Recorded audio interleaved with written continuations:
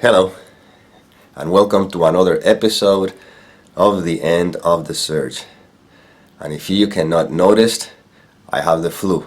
It's very uncomfortable, but the show must go on. Actually, I'm glad to do it. It just so happens that that is what the body's experiencing, or this is the experience that it seems to be having right now. It's not being denied, it's not being pretending that it's not there, it's just simply a cluster of feelings and emotions that have a particular texture. But what I am remains, and this is what we're always pointing to. So anyhow, this video I call it, there's no such thing as human beings. Now you may be wondering, what do I mean by that? Well, being is what you are. And that is ever present, never changing, all-encompassing being. You see, the idea of a human, when you put it next to the word, it seemed to obscure beingness. Yeah, there is human doing, you could say that, but not human being. Our beloved sailor Bob Adenson used to say that we call God the supreme being, and then we call the body a human being. But if you take the word supreme and you take the word human, all that there is being. And that's what you are. You're always being. You can never not be. When we point to the fact that we are, meaning beingness, yeah, the body will have all sorts of experiences. May have sickness and may have health, but in the end, it matters not to beingness. You see? And this is so obvious that it's overlooked by the thought, I, individual. We're not denying our experience, but we're pointing to the fact that we are, so the experience is no longer an obstacle to our peace, to our being. You see? When people talk about their problems and everything, they're not realizing that the problems are just basically circumstances that may be taking place in their experience, that it's only a problem when you or the mind calls it a problem. But the problem is for the human doing, not for the being. The being never have problems. The being is the space in which everything seems to manifest. And again, the word seems to manifest is important, because like when you're sleeping and you're dreaming, the dream seems to be there, but it's not actually real. It just appears as if it is. Well, this world of appearances, it appears, it's called an appearance, but in the end, whether it appears or not appear, the fact that I am remains. And this is what these videos are pointing to all the time, to the fact that I am, you are, life is. That's what it says God is, love is, and nothing else.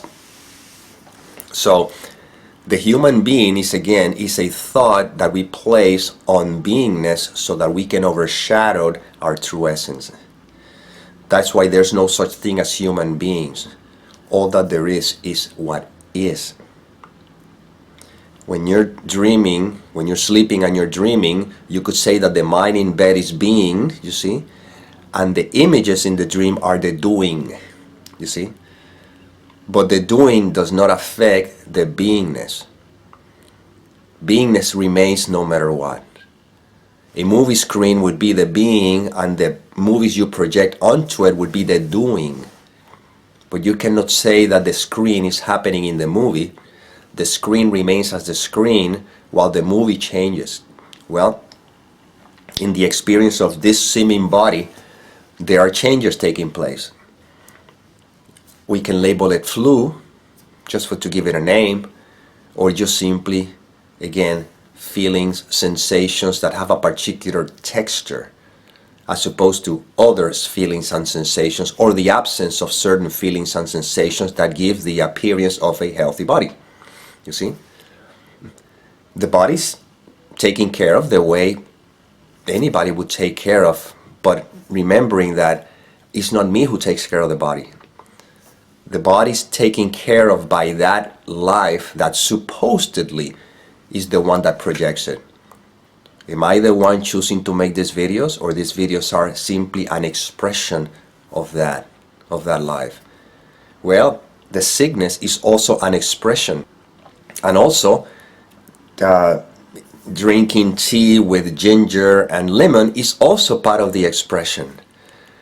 And having a hard time sleeping because there's congestion, it's also part of that expression. But when there's a recognition that I am, all these seeming different expressions have no effect on the peace that is underneath, and that is practical. That is not esoteric. And that is an attitude that has nothing to do with whatever seems to be happening in the appearances. And you may say, Nick, okay, with the flu it's easy, but what if you have a physical condition that may call it terminal or something like that? Well, once again, that applies to the character. If you believe you're the character, it seems as though some scenarios are worse than others. But when you're sleeping and you're dreaming, it doesn't matter what happens in the dream. When you know that you're the dreamer of the dream, none of the scenarios can have an effect on you. You see? If you haven't watched the video of me at the hospital when I was diagnosed with cancer, prostate cancer, two years ago, and which I had the operation, so that's out of the way. But still, I have a video that I filmed at the hospital in the very same day the operation.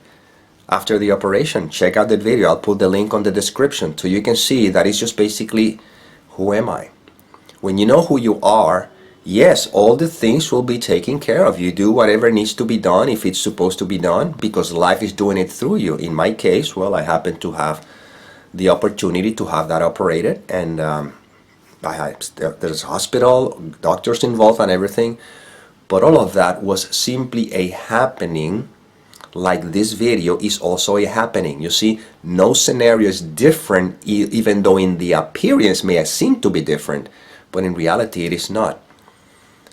When you're sleeping and you're dreaming, what difference does it make if you're flying an airplane or you're swimming on the ocean? What difference does it make if you're in a hospital or you're camping with your friends? None, because although it may appear that there's differences in the dream, the fact is that the whole dream is a projection from that which never changes. We're pointing to that which never changes, which is beingness, and you are being. But the moment you believe the thought me, individual, that's when we begin to call human being. And then we try to differentiate between human being and human doing. But that makes no sense. It's only beingness and the belief in human. When the belief in human appears, then the doing seems to appear.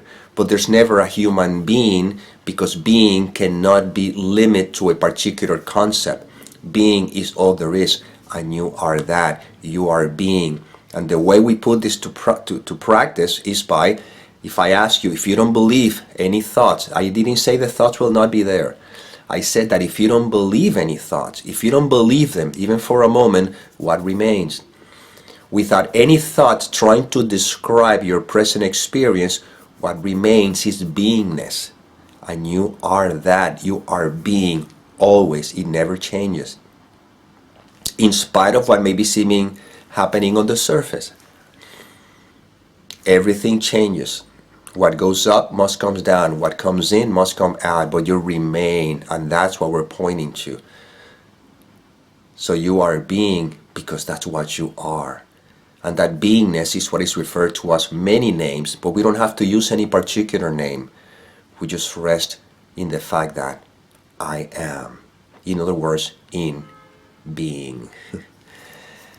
And well, this is the inspiration that came through. I hope it served. And as always, may peace permeate the mind so that love can be extended.